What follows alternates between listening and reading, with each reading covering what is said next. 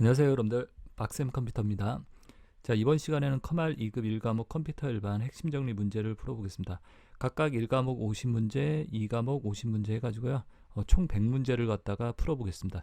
자, 여러분들이 이 50문제씩 컴퓨터 일반 1과목 50문제 풀고 여러분들 꼭 알아둬야 할 것만 제가 최신 기출문제 위주로 해서 설명과 함께 요약을 해드리겠습니다. 여러분들이 이거 딱 듣고 시험에 한번 가시면은 합격할 수 있도록 이렇게 준비를 하겠습니다. 자, 그리고 여러분들 필기는 항상 제가 말씀드렸듯이 필기는 뭐다 여러분들? 문제은 행식이라고 그랬죠. 많은 기출문제를 풀어보면 여러분들 합격할 수 있으세요. 필기는 완벽하게 아는 것보다 여러분들이 어떠한 답을 찾는 요령이 중요합니다. 아시겠죠? 제가 그 답을 찾는 요령도 설명을 드릴 테니까 여러분들이 어떻게 답을 찾는지 이렇게 알아두시면 되겠습니다. 자, 지금부터 1번부터 문제 풀어보겠습니다 여러분들. 자, 우선은 내용 좀 깨끗이 지우고요, 시작하겠습니다. 자, 1번 문제. 자, 다음 중 멀티미디어의 특징에 대한 설명으로 옳지 않은 것은 이렇게 나와있죠. 자, 이 멀티미디어의 특징을 물어보는 문제가 관연도부터 이렇게 출제가 자주 되었던 부분입니다. 자, 제가 특징적인 단어들 정리를 해놨습니다. 디지털 데이터라는 거, 멀티미디어는 뭐다 여러분들? 디지털 데이터라, 컴퓨터에 사용되는 디지털 데이터, 상호작용성을 갖는다, 쌍방향성이라고 얘기합니다. 정보 제공자와 사용자 간의 데이터를 주고받고 한다, 쌍방향성. 자, 3번이 옳지 않은 거예요. 자, 미디어별 파일 형식이 획일화되어 멀티미디어 제작이 용이해진다. 획일화되어 있다는 말이 틀렸죠. 획일화, 그죠? 꼭 뭐 음악 파일, 그림 파일은 꼭 뭐 JPG고 뭐 파일이 하나 있습니까? 음악 파일도 하나 있는 건 아니죠. 여러 가지로 돼 있죠. 그렇기 때문에 획일화. 제가 컴퓨터 문제에서 항상 답을 찾는데 극단적인 것들은 답이 아니다. 반드시 뭐뭐만 획일화 뭐 이런 것들 좋은 말 아니에요. 아시겠죠 여러분들? 1번의 답은 3번. 자, 텍스트, 그래픽, 사운드, 동영상 등의 여러 미디어를 통해 처리된다. 자, 멀티미디어라는 게 뭐다 여러분들? 글씨, 그래픽, 사운드, 동영상 이런 것들을 갖다가 한데 모아서 처리하는 걸 갖다 바로 멀티미디어다. 그래서 이거 통합성이라고 얘기하죠. 통합성을 갖는다. 멀티미디어의 특성으로. 자, 보시면 밑에다 디지털 데이터다, 통합성이다, 쌍방향성이다, 비선형성이다 라는 거, 요 용어들 외워놓고 계세요. 알겠죠? 비선형성은, 선형성이라는 게 뭐죠? 이렇게 일직선을 우리가 선형성이라고 얘기하죠. 어떤 특정 경로, 딱 정해진 경로로만 데이터를 갖다 우리가 취득한다? 그건 아니에요. 여러 가지 내가 뭐 다음이나 네이버나 유튜브나 이렇게 여러 가지 경로를 통해서 비선형성을 통해서 뭐한다? 멀티미디어를 갖다 이용할 수 있는 거죠. 자, 네 가지 외워놓으세요. 여러분들 아시겠죠? 자, 그래서 문제는 이렇게 나왔습니다. 자, 멀티미디어의 특징 시험에 잘 나온다라고 제가 말씀드렸습니다. 자, 그리고 이제 두 번째 문제죠. 여러분, 두 번째 문제요. 자, 2번 문제는요, 다음 아래에 설명하는 그래픽 기법. 자, 이 멀티미디어와 관련되어 있으면 그래픽도 있겠죠. 뭐 음악, 사운드, 동영상 뭐 이런 것들이 다 멀티미디어에 들어가는 거니까. 자, 그래픽 기법에 대한 이 용어들 정리도 잘 알아두셔야 돼요. 여러분들 시험에서 잘 물어봤어요. 3차원 컴퓨터 프로그램을 이용하여 3차원 애니메이션을 갖다가 추가하는 과정에서, 자, 제가 특징적인 말들을 갖다 표시해놨죠. 명암과 색상을 추가하여 사실감을. 자, 시험에서 명암, 색상, 사실감을 나타낸다. 어떤 명암하고 색상을 입혀서 사실감을 갖다 준다. 이걸 뭐라고 그런다 여러분들? 렌더링이라고 얘기합니다. 그래픽 기법에서 렌더링 기법.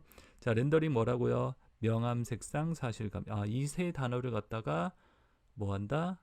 가지고 답을 찾아내면 되겠죠. 명암, 색상, 사실감, 렌더링 이렇게. 그죠? 자, 나머지 용어들도 한번 보시면요. 자, 밑에다 정리를 해놨습니다. 자, 안티 엘리어싱. 엘리어싱이라는 게 뭐다? 계단 현상이라고 얘기해요. 자, 우리가 이제 그림을 갖다 이렇게 점을 찍어서 우리가 표시를 하는 거예요. 이렇게 이 점을 픽셀이라고 그러죠. 이 점들을 갖다 이렇게 찍어서, 근데 이 점을 갖다 확대하면 계단 현상으로 나타나겠죠. 여러분들 이렇게 계단 현상. 이런 계단 현상을 뭐라고 그런다? 엘리어싱. 안티 엘리어싱은 이걸 없애는 거예요. 이 계단 현상을. 자, 알아두세요. 그래서 엘리어싱, 계단 현상, 안티 엘리어싱, 계단 현상을 없애는 거구나. 인터레이싱, 이미지가 여러 줄이 나타나면서 점점 서서히 나타나게 만드는 기법을 인터레이싱 기법이다라고 얘기합니다. 그러니까 우리가 사진 같은 것들 이렇게 여러 줄로 표시되다가 점점 선명하게 나타나는 기법을 인터레이싱 기법이라고 얘기를 하죠. 자, 인터레이싱을 갖다 한번 보여드릴까요? 이런 거예요. 이거 보이세요, 여러분들? 이런 그림. 자, 여기에서 이렇게 그림이 이렇게 점선처럼 나타나다가 어떻게 이렇게 그림이 이렇게 자세히 보여지는 거. 이런 걸 뭐라 그런다? 여러분들 인터레이싱 기법이다라고 이렇게 알아두시면 되겠죠. 인터레이싱 기법. 자, 그리고 디더링이라고 돼 있죠. 자, 이 디더링은 뭐 하는 걸 얘기한다? 여러분들 디더링은요. 디더링은 서로 다른 색상을 섞어서 다른 색상을 표현하는 방법이다. 우리 미술 시간에 이런 것들 배웠죠? 빨간색, 노란색 섞으면 주황색을 만드는 거. 이런 것들이 바로 디더링이라고 얘기를 합니다. 자, 모핑은요, 이미지가 다른 이미지로 매끄럽게 변화하는 기법을 얘기한다. 그러니까 우리 뭐 사람이 갑자기 구미호가 뭐 사람으로 이렇게 늑대 인간으로 변한다. 예를 들어서 그런 것들이 이제 모핑 기법이다. 렌더링이라고 나와 있죠. 렌더링은 컴퓨터 그래픽 프로그램을 이용해서 명암과 색상을 추가하여 사실감을 주는 기법을 뭐라 그런다? 렌더링이라고 얘기합니다. 알겠죠? 자, 렌더링을 한번 보여드릴까요? 자, 보시면 이게 렌더링이에요. 렌더링 보이세요? 왼쪽은 모델링. 모델링은 뭐다? 이렇게 우리가 컴퓨터 프로그램을 이용해서 어떠한 물체를 갖다 이렇게 나타내는 거면요. 렌더링은 그걸 갖다 사실감 있게 보이세요? 이렇게 집 내부를 갖다 색깔이나 명암을 줘가지고 이렇게 사실감 있게 꾸미는 걸 뭐라 그런다? 렌더링. 모델링도 뭔지는 이해되십니까? 자, 그래서 모델링과 렌더링. 그러니까 모델링 가지고 어떤 물체를 갖다 컴퓨터에서 만든다는 거죠. 그걸 갖다 뭐 한다? 렌더링으로 사실감을 뭐 한다? 준다라는 얘기죠. 그래서 렌더링 전에 무슨 작업이 이루어진다? 모델링을 이용해서 3차원적으로 이렇게 꾸미는 물체를 갖다 형상을 만드는 작업을 한다라는 얘기죠. 자, 모델링, 렌더링 차이점.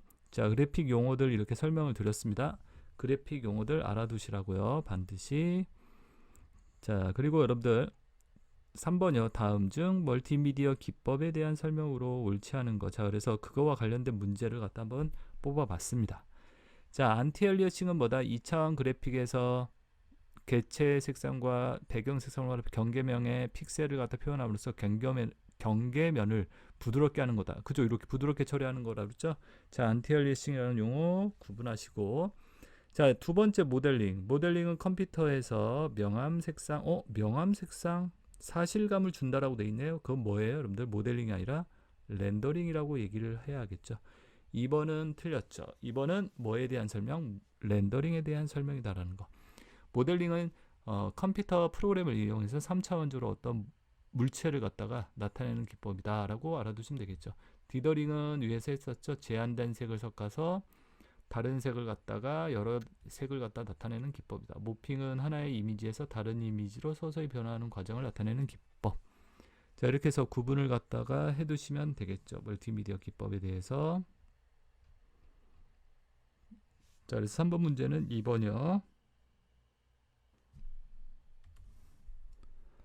자, 그리고 이제 4번 문제 나와 있죠. 다음 중 JPG 표준에 대한 설명으로 옳지 않은 것은 그랬죠. JPEG라는 거. 자, JPEG 표준이다. JPEG는 뭐다? 여러분들 정지 영상 압축 기법이다라고 얘기를 합니다. 여기 보이시죠? JPEG에 대한 설명을 이렇게 해놨죠. JPEG 정지 영상 표준을 위한 국제 표준 압축 방식이다. 정지되어 있는 그림들, 우리 사진 같은 것들, 그죠? 그림 같은 거, 이런 정지되어 있는 그림을 갖다 압축하기 위한 표준 기법이 JPEG예요. 그죠? 국제 표준 압축 방식으로 무손실과 손실 다 지원한다. 자, 그래서 1번 보시면 이런 말이 나와 있죠, 여러분들. JPEG는요, 뭐라고요? 손실과 무손실을 다 지원한다. 알겠죠? 그러니까 우리가 이미지가 뭐 깨진다라고 얘기를 하죠. 이미지가 뭐 사진이 깨져서 나온다. 그런 거 이제 손실됐다는 거죠. 무손실 깨끗하게 나오는 거겠고요. 그래서 JPG 손실 무손실 지원한다. 이렇게 특징적인 말 봐두시면 되겠고. 자, 위에 올라가서 볼까요? JPG의 파일 형식에서는 뭐가 있다? JPG, JPEG, JPE 등의 확장자를 갖는다. 파일의 크기가 작아서 웹상에서 사진과 같은 이미지를 전송하는 데 사용된다. 그죠? 사진과 같은 이미지를 전송하는 데 사용되는 게 JPEG다. 자, 마지막 문자, 선, 세밀한 격자 등 고주파 성분이 많은 이미지의 변환에서 GIF나 PNG에 비해 품질이 매우 우수하다. 그러니까 문자나 선, 격자, 이 세밀한 격자 같은 걸 표시할 때는요, JPEG를 사용하지 않습니다. 알겠죠? 그런 것들은 여러분들 GIF나 PNG 등을 사용한다. 알겠죠? GIF, PNG라는 파일들을, 그림 파일을 사용한다라고 얘기합니다. 그래서 문자선, 세밀한 격자, 문자나 선들을 표시할 때는 GIF, PNG. 자, 보실게요. 한번 핵심 정리해놨죠. 제가 JPG는 그래서 정지영상 국제표준 압축 방식으로 무손실, 손실, 무손실, 손실 두 개 다 지원한다. 자, 그리고 보시면요, 몇 비트를 사용한다? 24비트 트루 컬러를 사용한다. 그러니까 24비트라는 비트 수를 이용해서 트루 컬러, 사실적인 컬러죠. 트루 컬러. 그래서 이만큼의 2의 24승. 우리 컴퓨터에서 개수를 갖다 가지수를 나타낼 때는요, 비트 수를 갖다 계산하면 돼요. 2의 몇 승? 24승. 그러면 이렇게 나온다는 얘기죠. 자, 그래서 JPG는요, 24비트 트루 컬러 지원, 이렇게 지원된다는 거 알아두시고 고화질 사진에 사용된다. 자, JPG의 특징적인 것들, 용어들 외워두죠. 정지 영상 압축 표준이다. 무손실, 손실 24비트, 고화질 사진 이렇게 알아두시면 되겠죠. GIF는요, GIF의 특징, GIF는 여러분들 우리 아이콘 같은 거 만드는 거예요. 제가 지금 펜 보이죠? 이 펜도 흔들고 있죠. 이 펜도 아이콘이죠. 이런 것들 만들 때. 자, 무손실 압축 기법을 사용한다. GIF는 무손실 8비트 컬러 256, 2의 8승으로 256가지의 색상을 표시한다라고요. 애니메이션 표현 가능하고요. 아이콘 등의 저해상도 표현에 적합하다. 배경을 투명하게 할 수도 있다. 우리 그림 같은 거 배경 투명하게 만들 때 이렇게 GIF. 자, 그리고 이렇게 세 가지. 자, 그래서 GIF는 무손실, 8비트, 애니메이션, 아이콘 등 저해상도에 사용되고 배경을 투명하게 할 수 있다. 자, 그 다음에 보시면 PNG라고 있죠. PNG는 JPG와 GIF의 장점을 취한 그림 파일이다라고 알아두시면 되고요. 인터넷상에서 볼 수 있는 그림 파일들은요, JPG, GIF, PNG입니다. 알겠죠? 이 세 개의 그림 파일을 볼 수 있다. 자, 그래서 고주파 성분은 뭐다, 여러분들? 고주파 성분이다. 그럼 문자선, 격자 등을 얘기한다 그래요. GIF, PNG. 그래서 고집 피우지 마라. 고주파는 고집 피우지 마. 이렇게 외우시면 되죠. 자, 그래서 고주파 그러면 GIF, PNG구나. 고집 피우지 마. 이렇게 외우시면 되겠죠. 자, 그래서 4번 문제 이렇게 정리를 해봤고요. 자, 5번 문제 볼까요? 5번. 자, 5번도 이제 그와 관련된 내용들을 문제죠. 다음 중 모니터 화면에 이미지를 갖다 그림을 갖다 얼마나 세밀하게 표시할 거냐를 나타내는 정도를 픽셀 수에 따라 결정한다. 여러분들 우리 화면이 있는데 이 화면에 이 점들이 있죠. 이렇게 우리 확대해 보면 이런 점들이 있어요. 이 점을 갖다가 뭐라 그런다? 픽셀이라고 얘기해요. 픽셀. 자, 그래서 픽셀 수에 따라서 뭐가 결정된다? 이 픽셀 수에 따라 세밀하게 표시하는. 이 픽셀이 많으면 많을수록 어떻다? 세밀하겠죠. 뭐 4K 텔레비전이다, 8K 텔레비전. 4K는 간단하게 K가 1000개다라고 생각하시면 4000개죠. 8K는 몇 개예요? 8000개의 점이 나타난다. 어떤 게 설명해요? 8K죠. 이걸 뭐라 그런다? 해상도라고 얘기합니다. 선명도다라고 얘기를 해요. 해상도, 선명도. 그래서 얼마만큼 세밀하게 표시할 수 있냐, 그저 선명도를 얘기한다. 이렇게 알아두시면 되겠고, 나머지들은 볼 필요는 없습니다. 해상도, 이렇게 5번의 답은 해상도 이렇게 외워두시면 되겠고요. 자, 그 다음에 이제 그 밑에 문제를 볼게요. 6번이요. 다음 중 컴퓨터에서 사용되는 오디오 포맷인 웨이브 파일에 대한 설명으로 옳지 않은 거. 그렇죠? 옳지 않은 거. 자, 웨이브라고 WAV로 끝나는 웨이브 파일이 있습니다. 그 웨이브 파일에 대한 설명으로 옳지 않은 것은 파일의 확장자는 WAV이다. 맞아요. 웨이브 파일의 확장자. 파일의 크기가 가변적이다.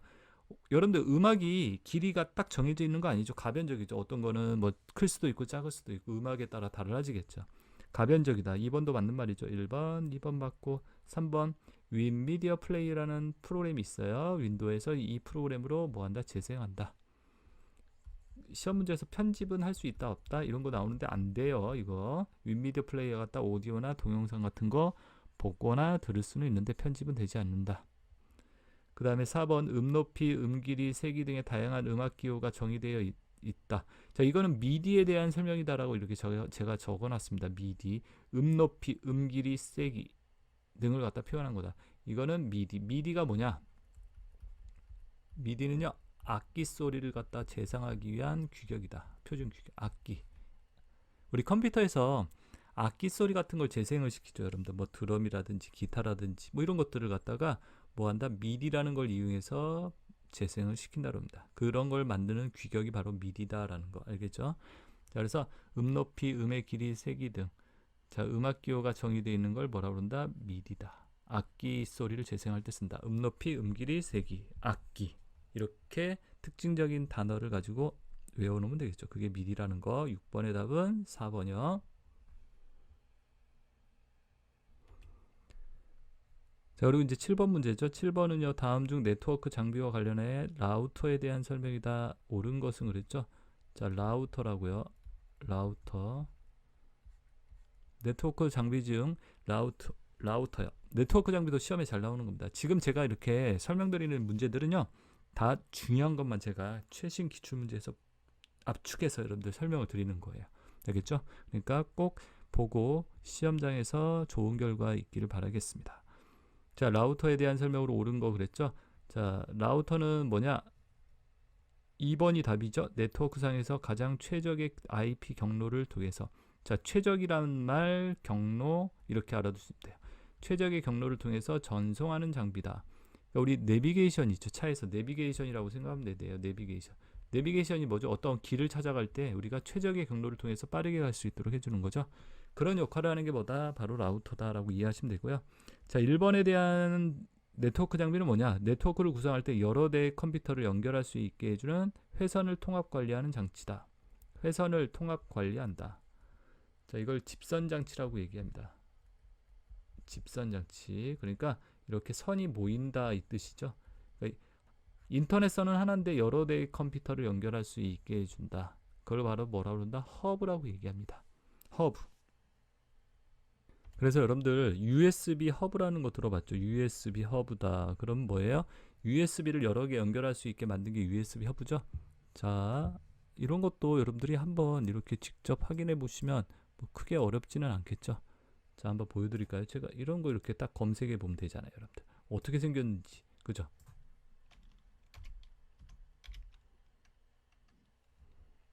잠깐만요.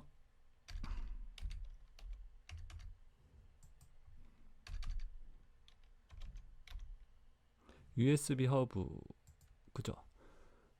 이런 게 USB 허브예요. 보이세요? 단자 이렇게 여러 개 꽂혀 있는 거, 그죠? USB를 꽂을 수 있는 거, 인터넷선을 꽂을 수 있는 거는 이렇게 허브예요. 이렇게 생긴 게. 자, 이해됩니까, 여러분들? 딱 보니까 알겠죠? 뭔지, 어떠한 개념인지. 그래서 허브, 집선 장치다라고도 얘기를 한다라는 거. 자, 회선 통합 관리. 그러면 허브. 자, 3번 다른 네트워크와 데이터를 보내고 받기 위한 출입구 역할을 하는 장비이다. 그걸 갖다가 이제 뭐라고 부른다, 여러분들? 게이트웨이. 이거 2번이 아니라 3번이죠. 이 게이트웨이예요. 이거는 게이트웨이. 게이트웨이는 뭐다? 어떤 다른 네트워크와의 연결, 다른 네트워크의 출입구 역할을 하는 장비. 그럼 뭐다? 출입구 역할. 바로 게이트웨이. 우리 공항 가보면 게이트웨이를 통해서 외국으로 나가죠. 비행기 타고. 자, 그래서 게이트웨이 그거 생각하면 돼요. 거기를 통해서 우리가 외국으로 빠져나가죠. 비행기 타고. 똑같아요. 자, 그래서 보면은 게이트웨이가 이렇게 생겼어요. 여러분들 보이세요? 이렇게 우리 모뎀처럼 생겼죠? 이렇게 모뎀처럼 생겼어요. 게이트웨이. 자, 그래서 게이트웨이를 한번 보셨고, 자, 마지막 4번은 네트워크 장비에서 인터넷 도메인 네임은 뭐다? 여러분들 문자 주소다라고 얘기합니다. 문자 주소. 우리 인터넷상에서 www.naver.com 뭐 이런 거 쓰죠. 문자로. 다음.net 이렇게. 이런 걸 문자 주소라고 그러죠. 이걸 갖다가 IP 주소로 숫자로 돼 있는 이런 주소로 이렇게 110.3.1이다 뭐 이런 예를 들어서 이러한 IP 주소 숫자로 된 주소로 바꿔주는 역할을 하는 컴퓨터가 뭐냐? 장비가 뭐냐? DNS라고 얘기합니다. 도메인 네임 서비스다. 자, 그래서 네트워크 관련 장비들 이렇게 네 가지가 여기 총 나왔죠. 여러분들 허브, 게이트웨이, 라우터, DNS 요 장비들 기억을 잘 해두셔야 합니다. 아시겠죠? 특징적인 것들 이렇게 어떤 단어와 매칭이 되는지는 딱 제가 설명을 드렸죠, 여러분들. 자, 그래서 7번의 답은 2번이요.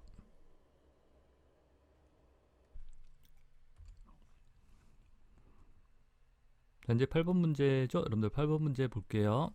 다음 중 인터넷을 수동으로 연결하기 위해 지정해야 할 TCP/IP 구성 요소로 옳지 않은 것은 이렇게 되어 있죠. 인터넷을 하려면 TCP/IP라는 게 있어야 된다라고 합니다. TCP/IP는 이렇게 외워두시고 인터넷 표준 프로토콜이다. 인터넷 표준 프로토콜 외워두세요. 그러니까 간단하게 말해서 인터넷을 하려면 얘가 설치가 돼 있어야 돼요. 알겠죠? 근데 윈도우랑 우리가 운영체제를 설치하면요, 얘가 기본적으로 설치가 됩니다. 자, 그래서 옳지 않은 거, TCP/IP 인터넷을 하려면 요거 IP 주소, 서브넷 마스크, DNS, 어댑터 주소는 아닙니다. 어댑터라는 것은 우리 랜 카드라고 그래요. 인터넷 연결하는 뭐 이런 카드, 랜 카드라고 얘기하는데 요 카드의 주소, 물리적 주소가 필요하지는 않습니다. IP, 서브넷 마스크, DNS. 자, 그래서 IP 주소, 인터넷의 컴퓨터에 연결된 컴퓨터들의 고유 주소라고 그러죠. 숫자 주소. 사람으로 따지면 주민번호라고 생각하시면 되세요. 그거 있어야 돼요. 서브넷 마스크라고 해서 네트워크 우리가 구분해주는 주소예요. 너 A 클래스다, B 클래스다. 뭐 예를 들어서 학년, 6학년이냐, 5학년이냐, 4학년이냐, 초등학생이냐, 중학생이냐, 고등학생이냐 이렇게 구분하는 DNS. 자, 그래서 DNS라는 것은 그거랬죠. 도메인 네임 서버. 그래서 도메인 입력한 걸 IP 주소로 변환해 주는 거. 그래서 이렇게. 그리고 하나 또 있는데 게이트웨이. 자, 게이트웨이, 외부로 나가기 위해서는 게이트웨이가 있어야죠. 게이트웨이 주소가 있어야 합니다. 자, 그래서 이렇게 네 가지 설정이 있어야 한다라는 거 이렇게 봐두시고요. 자세한 거 모르더라도 TCP/IP 뭐 한다 설정하려면 요 네 가지가 있어야 한다. 인터넷을 하려면 IP, DNS, 그 다음에 서브넷 마스크, 게이트웨이. 아시겠죠? 네 가지 외워두시고요. 자, 제가 말씀드렸죠. 자세한 거 몰라도 돼요. 뭐를? 답을 찾는 게 중요해요. 우리는 합격하는 게 중요하지 이걸 갖다가 공부를 많이 하고 자세히 한다라고 해서 필기가 이 실기에 도움이 된다 그렇지는 않습니다. 알겠죠? 필기는 그냥 필기로서 합격을 하고 끝나면 되는 겁니다. 자, 그리고 이제 8번 문제는 이렇게 정리가 됐습니다, 여러분들. 자, 이제 9번 문제죠. 9번 문제. 자, 그래서 8번 문제 제가 이렇게 적어놨죠. IP 주소가 게이트웨이를 지나서 서브넷 마스크를 쓰고 마스크라고 그랬으니까 서브넷 마스크를 쓰고 DNS를 찾는다 이렇게 외워두시면 되죠. IP 주소가 어디를 지나서 게이트웨이, 그죠? 우리 외국으로 빠져나가는 게이트웨이가 있어야죠. 게이트웨이를 지나서 서브넷 마스크라는 걸 쓰고 나서 DNS라는 애를 찾는구나 이렇게. 자, 그리고 9번이요. 9번 문제 볼게요. 자, 9번은 인터넷 표준 주소체계인 URL. 우리가 인터넷 주소 쓰죠. 위에다 HTTP 뭐 이렇게 인터넷 주소 적혀 있죠. 여러분 www. 뭐 이런 식으로. 거기 표준 주소 URL이 이제 유니폼 리소스 로케이터의 약자라고 그랬어요. 옳은 것은 이 주소 체계로 옳은 것은 프로토콜이 들어간다고 그래요. 여기 프로토콜 맨 앞에. 프로토콜이 뭐다? 통신 규약. 통신할 때 쓰는 규칙과 약속이다. 이걸 뭐라고 그런다고요? 프로토콜이다 라고 얘기를 합니다. 알겠죠? 프로토콜의 의미, 통신할 때 쓰는 규칙과 약속. 그러니까 우리 언어라는 게 있잖아요. 그죠? 내가 미국에 가면 미국 사람들하고 대화를 하려면 뭐를 해야 돼요? 영어를 해야 하잖아요. 그게 규칙이잖아요. 한마디로. 자, 그래서 통신할 때 쓰이는, 그러니까 인터넷을 할 때 쓰이는 규칙과 약속. 이런 거 프로토콜이다라고 이해하시면 되겠죠. 규칙과 약속. 자, 그래서 프로토콜 들어가고요. 그 다음에 호스트 서버 주소. 그러니까 컴퓨터 주소죠. 뭐 www.daum.net, google.com 이런 주소. 그 다음에 여기 보면 이렇게 대괄호가 돼 있죠. 꺾은 가로들. 이건 생략 가능한 거예요. 실제로 우리가 이렇게 쓰진 않아요, 많이. 근데 외워두세요. 그냥 포트 번호, 서비스 번호라고 그래요. 통로 번호. 자, 그래서 포트 번호, 그 다음에 파일 경로 이런 식으로 들어간다. 그래서 프로토콜, 호스트 서버 주소, 포트 번호, 파일 경로식으로 이렇게 들어간다. 맨 마지막에 파일 경로예요. 파일 경로. 어떤 파일을 갖고 와라 이렇게 그 컴퓨터에서 서버 주소에서, 그죠? 여기 서버 주소에서 그 번호를 통해서 파일을 갖다 가져와라 이 뜻인 거죠. 자, 그래서 1번 이렇게 받으시면 되겠고. 자, 푸호포파다라고는 푸호포파 이렇게 외우면 되겠죠. 자, 그리고 10번이요. 10번은요. 다음 중 인트라넷에 대한 설명이다. 옳은 것은 우리 네트워크의 구성에서 인트라넷의 반대가 뭐다? 그러면 익스트라넷 이렇게 얘기해요. 익스트라넷. 이거는 내부에, 그죠? 이거는 외부에 이렇게 이런 뜻이에요. 그러니까 인트라라는 말 자체가 내부라는 뜻이죠. 내부의 네트워크다. 그죠? 옳은 것은, 자, 그래서 옳은 것은 1번 핸드폰, 노트북과 같은 단말장치의 근거리 무선 접속을 지원하기 위한 통신 기술이다. 이거는 제가 옆에다 가로로 이렇게 써놨습니다. 여러분들 블루투스라고 그래요. 우리 블루투스라는 거 많이 쓰죠. 블루투스 이어폰 뭐 이렇게 또 쓰고. 그러니까 근거리 무선 지원 기술, 접속 기술. 또는 제가 설명을 드리면 그냥 근거리 무선 데이터 전송 기술이라고 해요. 가까운 거리에 어떤 장치들 사이에 데이터를 주고받고 하는 거죠. 우리 그래서 블루투스 이어폰 이런 거 있죠. 가까운 거리에 장치끼리 데이터를 주고받을 수 있는 거죠. 블루투스에 대한 설명입니다. 1번 같은 경우는 블루투스 이런 용어들 자 이렇게 알아두시고요. IT 용어죠. 이번에 인터넷 기술과 통신 규약을 기업 내부의 내에 전자우편, 전자결제 같은 정보 시스템을 적용한 것이다. 인트라넷이 뭐다? 2번이 답이 설명입니다. 기업 내부. 그러니까 기업 내부 안에서 인터넷을 통해서 우리 뭐 전자서명이라든지 결제라든지 이런 걸 갖다가 이렇게 내부에서 쓸 수 있도록 만든 거예요. 알겠죠? 내부. 자, 그리고 3번은요. 납품업체나 고객업체 등과 관련 있는 기업들 간의 원활한 통신을 위한 시스템이다. 그건 익스트라넷에 대한. 그러니까 이렇게 고객과 납품업체와 고객 이렇게 외부에 있는 고객들이 접속해서 뭐 정보를 이용한다. 그죠? 이런 것도 익스트라넷이라고 볼 수 있겠죠. 그 다음에 분야별 공통의 관심사를 가진 인터넷 사용자들이 서로 의견을 주고받고 할 수 있는 서비스. 이걸 뉴스그룹 서비스라고 얘기를 해요. 또는 카페 우리 생각하면 돼요. 카페. 그죠? 자, 그래서 인트라넷에 대한 설명 이런 부분들도 인트라넷에 대해서도 이렇게 물어보는 문제가 이렇게 출제가 종종 많이 되었습니다. 되겠죠? 내부 이거 기억을 잘 하시면 답을 찾는데 어렵지는 않겠죠. 10번의 답은 2번이요. 자, 그 다음에 11번 문제 볼까요? 11번요. 자, 11번 다음 중 이기종 간. 자, 특징적인 말은 이기종, 서로 다른 이런 뜻이에요. 서로 다른 단말, 기기 간의 통신을 위한 통신규약 명칭을 뭐라고 그런다. 이렇게 서로 다른 장치끼리 통신을 하기 위해서 단계를 만들었는데 7개의 단계를 만들어놨다고 그래요. 그게 7계층이에요. 자, 근데 그게 무슨 계층이라고 얘기한다? OSI 7계층 구조라고 얘기합니다. OSI 7계층은 오픈 시스템 인터페이스 이렇게 얘기해요. 개방형 시스템 간 상호 접속이다 라고 얘기를 합니다. 개방형 시스템 간 상호 접속. 그래서 이기종 간 서로 다른 시스템 간의 장치 간의 통신을 하기 위한 7개의 단계를 뭐라 그런다? OSI 7계층. 나머지 볼 필요 없습니다. 알겠죠, 여러분들? OSI 7계층. 7계층을 물어본다? 7계층을 물어본다 그럼 OSI가 되는 거예요. 다른 거 볼 필요가 없습니다. 그냥 OSI. 알겠죠? 11번의 답은 4번. 자, 그 다음에 12번이요. 12번 문제 쭉 내려가서 12번 문제를 한번 볼게요.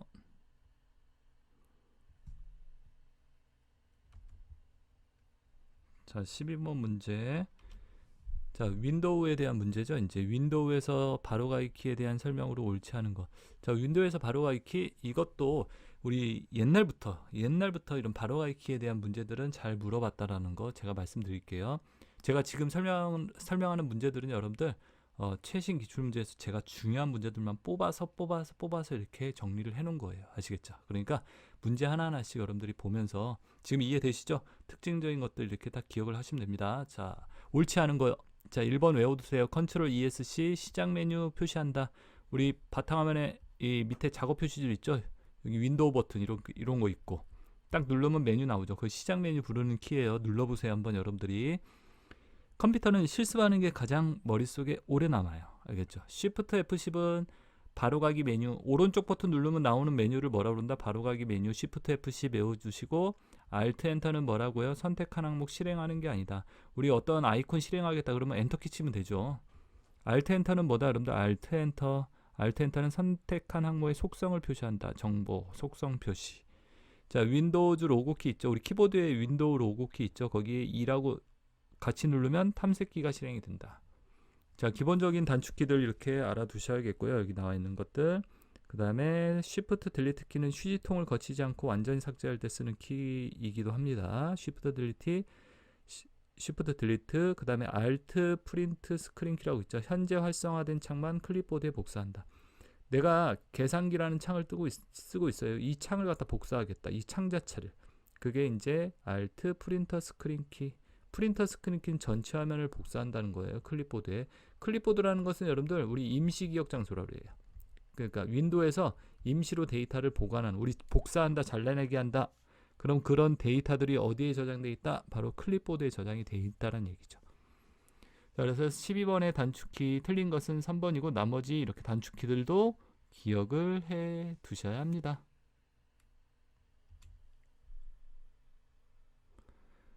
자, 그리고 이제 13번 문제 볼까요? 여러분들 13번 문제요. 13번이요. 13번. 13번은 다음 중 라디오와 같이 한쪽은 송신만 하고 보내기만 하고 다른 한쪽 수신, 받는 것만 가능한 정보 전송 방식. 정보 전송 방식도 옛날부터 나왔던 문제들이에요. 그래서 세 가지 방식이 있습니다. 단방향은 보이죠? 여기 밑에 설명해놨죠? 심플렉스라고 얘기를 해요.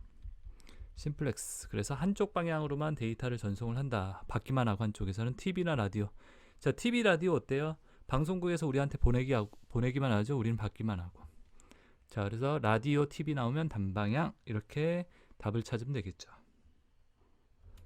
자, 그리고 반이중 통신이라고 그랬죠. 듀플렉스라고 얘기하고 할프 듀플렉스라고 그래요. 반이중을. 자, 그래서 데이터를 전송하면 상대방은 수신, 그 다음에 상대방은 수신과 이렇게 송신을 할 수 있어요. 수신과 송신을 다. 근데 전송 방향 바꿀 수 있다. 무전기 같은 거.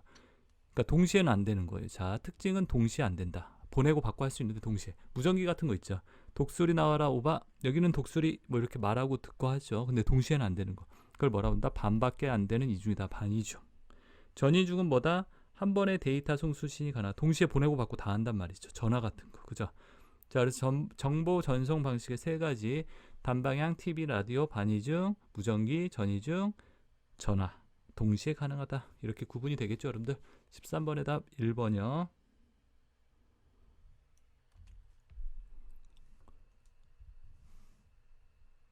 자, 그 다음에 여러분들 14번 문제죠. 다음 중 윈도우즈 업데이트가 속한 사용권에 따른 업데이트가 뭐죠, 여러분들? 자, 이제 14번 문제 볼게요. 다음 중 윈도우즈 업데이트가 속한 사용권에 따른, 자, 업데이트가 뭐다, 여러분들? 업데이트한다. 그러면 우리가 어떠한 걸 갖다가 바꾼다는 얘기죠. 프로그램, 소프트웨어를 업데이트한다면 좋은 걸로 이렇게 업그레이드한다. 이런 뜻이죠. 자, 보시면 위에 가서, 자, 소프트웨어 유형, 분류 유형에 가장 적절한 것은, 업데이트라는 것은 어떠한 거에 해당하느냐.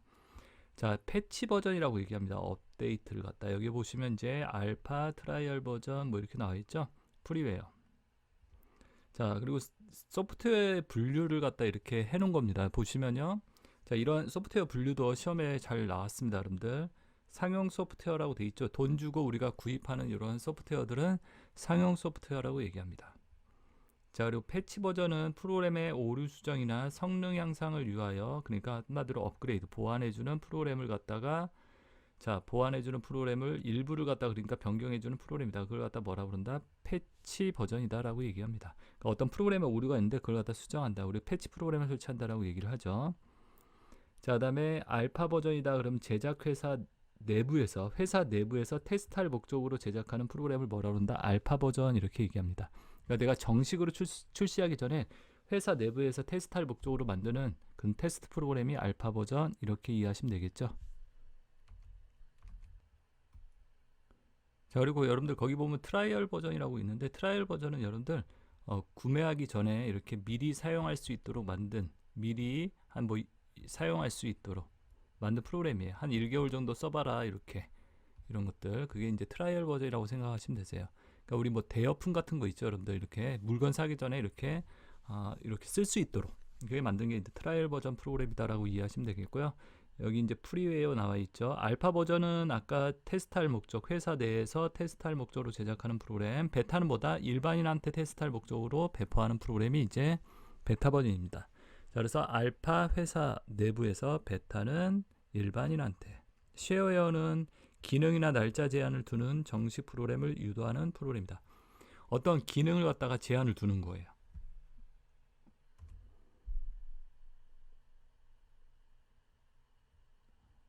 기능이나 날짜 같은 걸 제한을 두고 뭐 한다? 이렇게 사용할 수 있게 만든 프로그램이 쉐어웨어다라고 알아두시면 되세요. 기능이나 날짜에 제한을 두고 사용하는 프로그램. 이제 정식 프로그램을 구매하기 위해서 유도하는 거죠. 프리웨어는요, 무료로 자유롭게 사용할 수 있도록 허용된 프로그램이 프리웨어다. 그러니까 우리 인터넷상에서 뭐 바이러스 백신 프로그램, 알약, V3 뭐 이런 것도 다운받아서 설치해서 쓰잖아요. 프리웨어 돼. 프리웨어. 아시겠죠? 자, 그래서 이렇게 소프트웨어 분류를 갖다 이렇게 해봤는데요. 이런 내용들을 갖다 여러분들이 구분을 해서 잘 알아두시면 좋겠습니다. 아시겠죠? 자, 14번 문제는 답은 1번이고요. 15번 문제 볼까요? 이제 15번이요. 다음 중 컴퓨터 소프트웨어에서 쉐어웨어를 대한 설명으로 옳은 거. 쉐어웨어가 뭐다? 여러분들 정상 대가를 지불하고 사용하는 소프트웨어다. 이건 뭐라고 그랬죠? 상용 소프트웨어. 이렇게 얘기하죠. 상용. 특정 기능이나 사용기간에 제약을 둔다. 특정 기능, 사용기간의 제한. 그럼 뭐예요? 바로 쉐어웨어에 대한 설명이죠. 답은 2번이죠. 자, 개발자가 소스를 공개한 소프트웨어다. 이거 공개 소프트웨어라고 얘기해요. 공개 소프트웨어. 배포 이전에 테스트 버전의 소프트웨어. 그러니까 배포하기 전에 테스트할 목적으로 사용되는 게 알파하고 베타가 있죠. 베타는 일반인에게, 알파는 회사에서 테스트할 목적으로 사용되는 프로그램. 이렇게 구분이 되겠죠. 두 가지로. 15번의 답은 2번이고요. 그 다음에 이제 16번 내려가 볼까요? 16번요. 16번.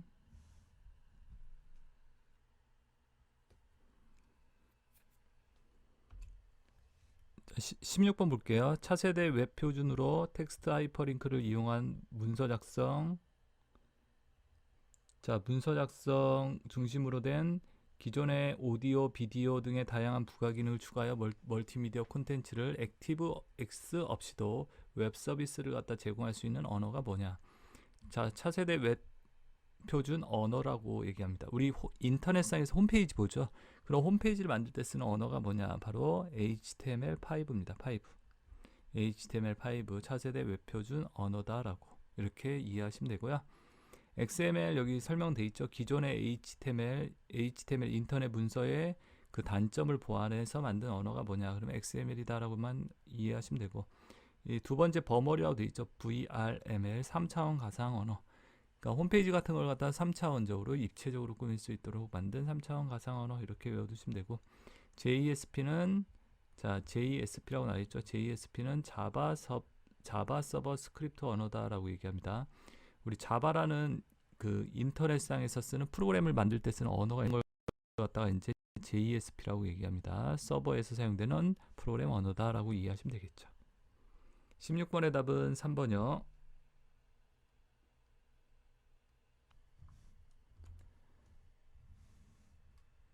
자, 그 다음에 17번 문제 볼게요. 여러분들 17번 문제 쭉 내려가서 한번 볼게요. 다음 중 파일이나 폴더를 복사하거나 이동하는 방법으로 옳지 않은 거 그랬죠?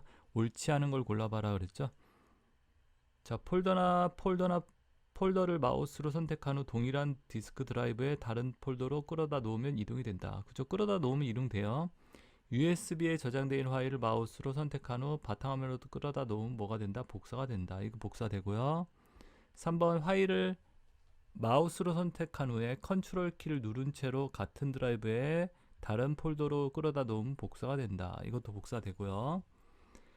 4번이 틀렸는데요. 폴더를 마우스로 선택한 후 Alt 키를 누른 채로 드라이브에 다른 폴더로 끌어서 놓으면 이동이 된다. 자, 4번은 틀렸습니다. 자, Alt는 여기 보이시죠? 이 복사와 이동과 관련된 키는 아니에요, 여러분들. 자, 그래서 컨트롤은 비연속적 선택이다. 비연속적은 예를 들어서 1, 3, 5 파일이 5개가 있는데 나는 1번과 3번과 5번 파일만 선택하겠다. 이렇게 비연속적으로 선택할 때는 컨트롤. 그리고 컨트롤은 뭐 할 때 쓴다? 복사. 이렇게 외워두세요. 컨트롤은 비연속적 선택, 복사. 그리고 그 밑에 Shift 키 있죠. Shift는 뭐라고 그런다? 여러분들 연속적 선택, 그 다음에 이동. 어떠한 파일이나 데이터 등 뭐 그림이나 도형 뭐 이동할 때, 그래서 Alt키는 우리 이동복사와 관련이 없는 키예요, 한마디로. 자, 그래서 답은 금방 찾아낼 수 있겠죠. 이렇게 보면 17번의 답은 그래서 몇 번? 4번이 틀린 답이다. 옳지 않은 거. 자, 18번도 한번 볼게요. 다음 중 윈도우에서 파일을 선택한 후 컨트롤 쉬프트 키를 누른 채로 다른 위치에 끌어다 놓은 결과는, 자, 컨트롤 쉬프트 키를 누른 채로 이렇게 끌어다 놓으면 뭐가 만들어진다? 여러분들 알아두세요. 해당 파일에 뭐다? 바로가기 아이콘이 만들어진다. 그러니까 컨트롤 쉬프트 키를 누르고, 아니 컨트롤 쉬프트 키를 누르고 드래그하면 뭐가요? 바로가기 아이콘이 만들어진다. 복사할 때는 무슨 키? 컨트롤 키 누르고 끌면 돼요. 이동할 때는요, 쉬프트 키겠죠. 쉬프트. 자, 휴지통을 거치지 않고 바로 삭제되는 것도 쉬프트. 이렇게 알아두시면 되겠습니다.